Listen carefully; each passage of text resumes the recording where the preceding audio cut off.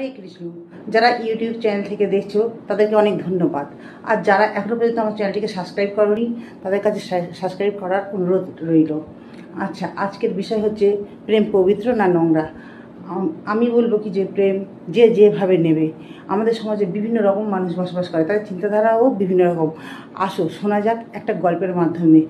ইংল্যান্ডের রানীর কথা সবাই শুনেছো, ডায়না। ডায়না তিনি রূপে গুণে ছিলেন অনন্যা। তার সৌন্দর্য, ব্যক্তিত্ব, এমনকি আভিজাত্যের পিছনে ফেলে এখনও কেউ এগোতে পারেনি। তো তার মরে যাওয়ার আগে বুক ফাটা কান্না দিয়ে একটা ছোট্ট কথা বলে গিয়েছিলেন যে আমি যাকে ভালোবেসেছিলাম সে ছাড়া গোটা বিশ্ব দুনিয়াই আমাকে ভালোবেসেছে।